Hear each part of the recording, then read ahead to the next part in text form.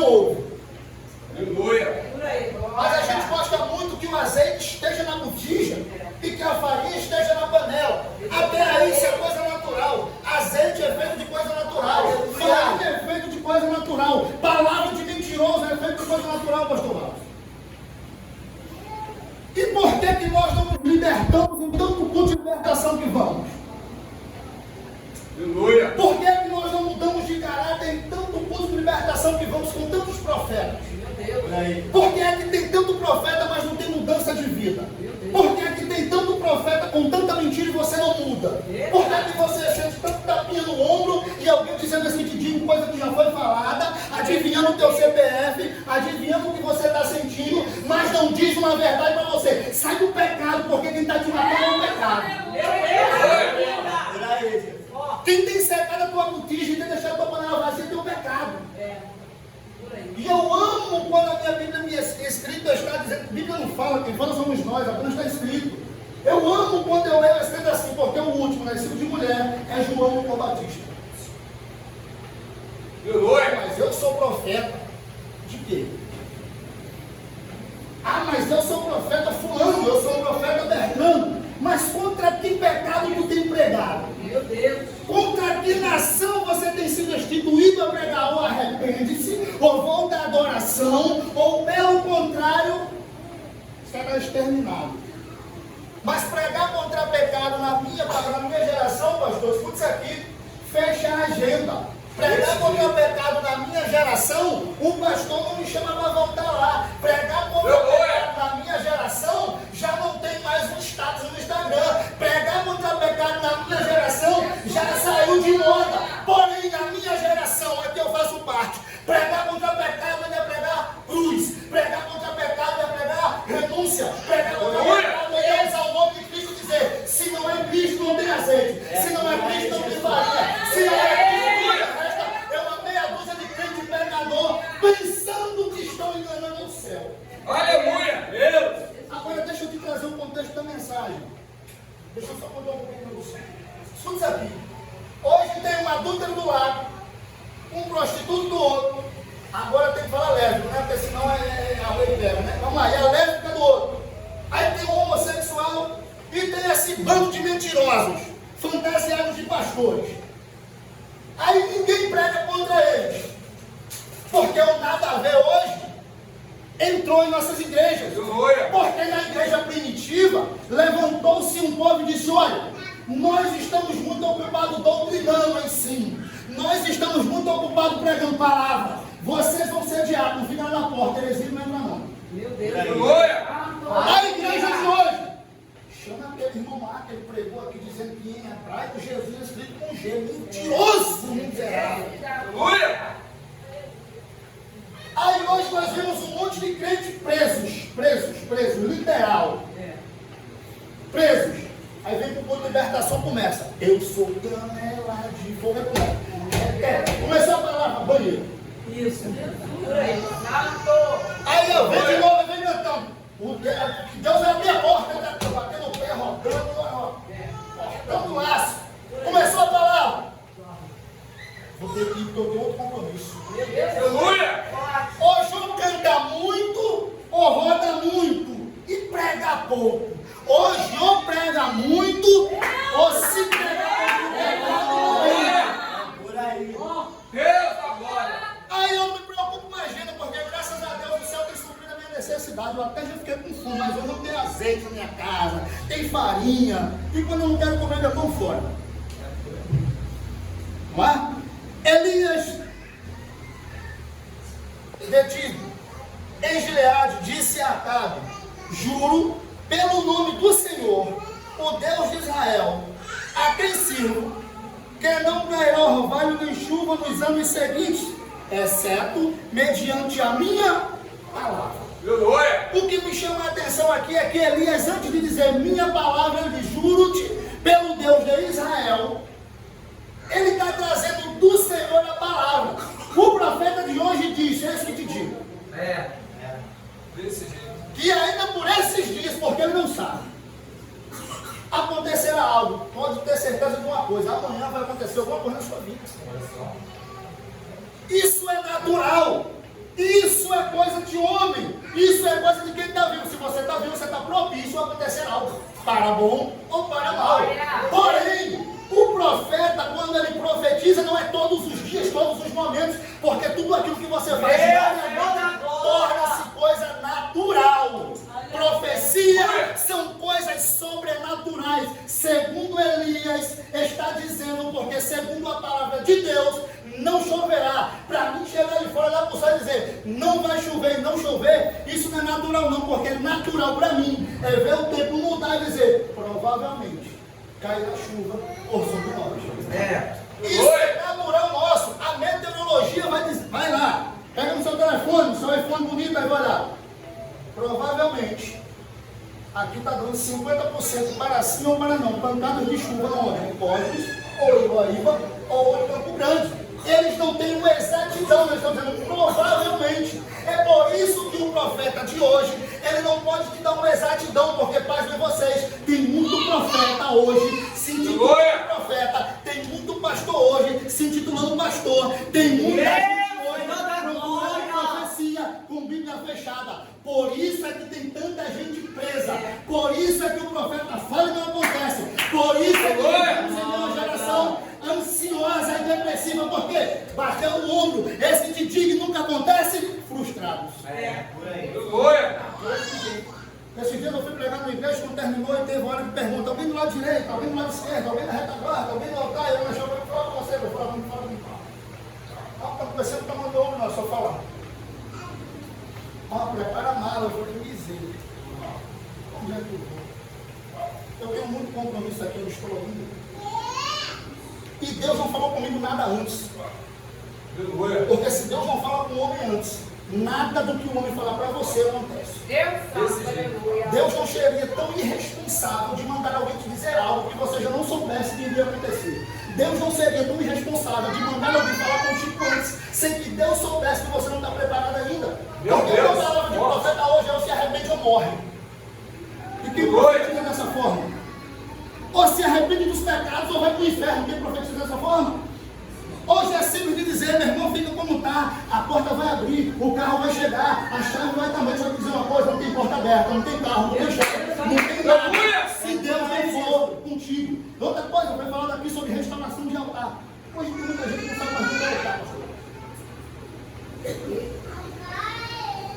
Altar, lugar de sacrifício. Aí hoje, eu sou no altar. Eu sou pastor. Não é assim? Eu sou profeta. Aí daqui a pouco começa. E o Pix? Estão vendendo muito caro o que a Bíblia nos dá de graça. Está procurando profecia, mas a Bíblia está fechada. Está procurando mentiroso, mas não procura conhecimento. Está procurando ouvir palavras que alimentam o ego, mas não está procurando coisas aonde não tem. Tem lugares vazios que só vai te deixar mais vazio do que onde você está.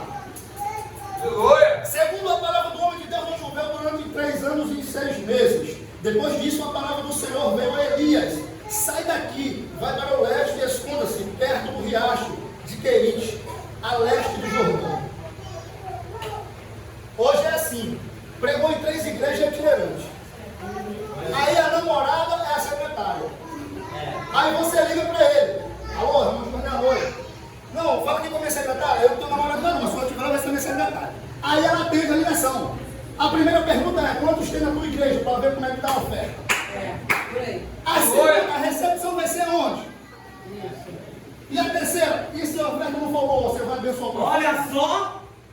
Aí o profeta de Deus, que ouve a palavra de Deus, que profetizou que não choveria e não choveu, Jesus disse para ela: vai para uma distância, perto de um riacho, que o corvo vai te alimentar. E você, depois de comer o pão, beba água do riacho.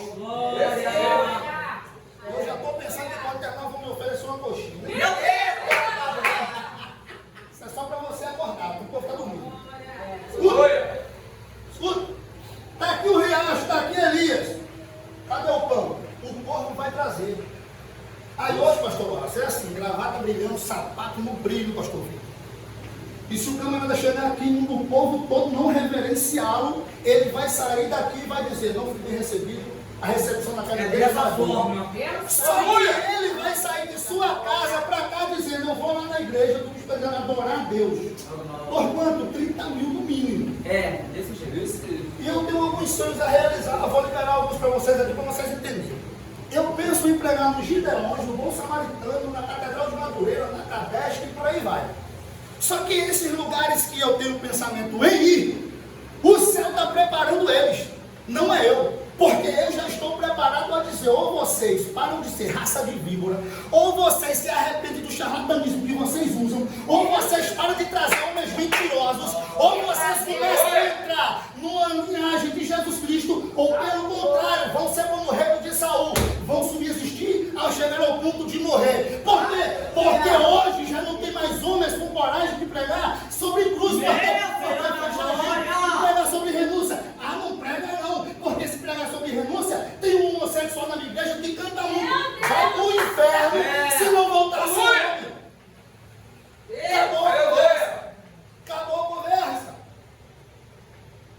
Ai, meu Deus, mas se pregar contra o homossexualismo é arriscado a gente ser preso, mas eu prego do mesmo jeito. Não tem problema não, mas tem uma hora que é só para os crentes. Aqui que não está preocupado. Pregando, nós também. E se não se arrepender, é inferno, não tem jeito. Outra coisa, quer matar, mata, quer roubar, rouba, quer furtar, furta, só não faz fofoca, em nome de Jesus. O profeta de hoje, ele prega contra qualquer coisa, eu chamo o pastor para qualquer coisa, eu nem estou fazendo um gabinete com fofoqueiro, detalhes, os pastores sabem quem são. Hoje eu vim só para falar do que acontece. Tá nervoso? Tô não, tô tranquilo, pensa agora, tô tranquilo, vou te falar uma coisa linda. Tô tranquilo. Só que eu estou fadado de ouvir tantas loucuras como eu ouvi ontem. Alguém leu sobre a igreja de Laodiceia e pregou sobre Tiatira. Eu falei, meu filho, em nome de Jesus, a sua Bíblia está de cabeça para baixo ou você está vindo de onde? Aleluia! E antes de terminar, ele perguntou, pastor, tem recepção? Eu falei assim, na casa dele também não tem comida. A orientação é aquele que tem fome, come em casa. Come em casa. Nós estamos mal acostumados a ouvir bobeira e dar glória a Deus e aleluia. Nós estamos acostumados ao som. É por isso que eu prego, eu não quero fundo musical. A ouvir música e emocional. Fica arrepiadinho. A presença de Deus está forte. Desse jeito. Aí daqui a pouco cai mexendo na perna. Aí quando levanta, aí, Senhor, o que aconteceu? Não era o Espírito Santo, não. Todos aqueles que estavam reunidos foram cheios do Espírito Santo. E todos falavam conforme o Espírito concedia. E quanto mais falava, mais o Espírito abrangia o conhecimento. Aí se você, não sei porque eu vou falar isso aqui, se não sabe, fique calado. Aí eu não sei porque eu estou fazendo isso aqui, se não sabe, fique quieto. Em nome de Jesus. Espírito não tira consciência. Espírito abrange o conhecimento. Tira a tua mente. São espíritos demoníacos, ou seja, ele tira o teu conhecimento para quê? Para que você não entenda que enquanto tiver um que tem coragem, tem um Deus no céu que dá a resposta. Versículo 5. E ele fez o que o Senhor tinha dito, foi para o riacho de Querite, a leste do Jordão, e ficou lá. Os corvos lhe traziam pão e carne de manhã e de tarde, e ele bebia água do riacho. Olha a obediência desse homem. Esse homem agora vai entender que a palavra dele foi suficiente para não cair chuva. Só que esse homem agora, depois disso, ele vai ser perseguido. A perseguição para quem fala a verdade é fato. A minha e a sua Bíblia escrita está que todo aquele que configura-se amigo do mundo é inimigo de Deus. Todo aquele que é inimigo de Deus é amigo do mundo. Aí hoje a gente confunde mundo com igreja. A gente confunde igreja com mundo. Me prova, te provo. Apaga a luz, liga um globo, fica girando com um monte de cor e um povo aqui assim, ó, dançando. E a música que está tocando é Vem Jesus, vamos dançar. Isso me preocupa? Não, porque isso é ignorância de conhecimento. Porque conhecimento tem a mulher no capítulo 8 de João. Porque quando os homens chegam, apresentam ela, mestre, essa mulher foi pega no ato de adultério. Mas quando Jesus pergunta, era a mulher, cadê os que te acusam? Ela não diz mestre, ela não diz nada, ela só diz Senhor. Porque quem sabe quem é Jesus, não trata como qualquer coisa. Não trata como um Senhor. Quem sabe quem é Jesus, conhece o seu senhorio. Quem conhece Jesus em sua vida, nunca mais vai tratar Jesus de você. A não ser Jesus, o meu Senhor. Jesus, o meu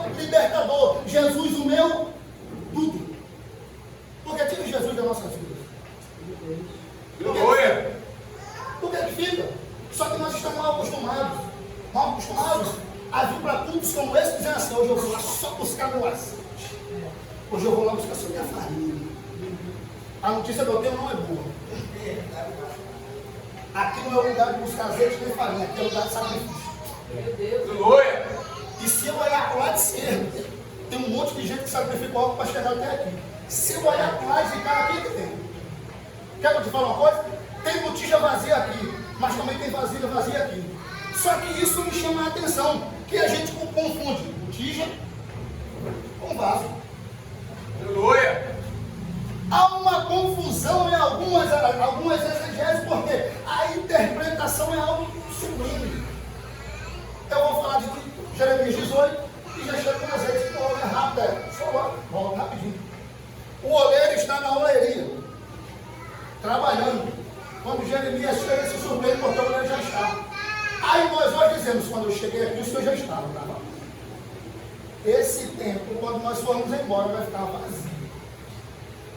Mas nós, glória, escuta, que carregamos a presença,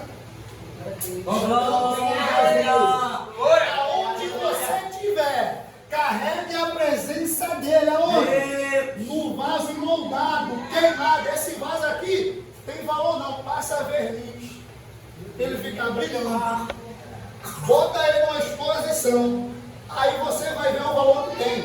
Agora pega você quem era, traga para um contexto de hoje, o brilho que você carrega, a presença que você tem. Olha o valor que tinha e olha o valor que tem hoje. O problema da minha geração é que nós não sabemos o valor que temos pelaquele que carregamos. O problema nosso é que não sabemos a presença que carregamos, por isso envergonhamos tanto a ele. Porque pense numa coisa, eu estou começando a ficar nervoso. É alguém me perguntar: tu é crente? Sou. Porque eu escutei esse dia alguém falar uma coisa que me irritou. O quê? Até Satanás é crente. Mentira. Não acredito nisso não, em nome de Jesus, tá? Porque crente é derivado da palavra crer. E todo aquele que nele crê será salvo. Satanás não tem mais direito à salvação não. Então ele não é crente. Aleluia. E o problema da língua portuguesa é que ele traz muita vertente. Aí a gente escuta: até Satanás é crente. Glória a Deus!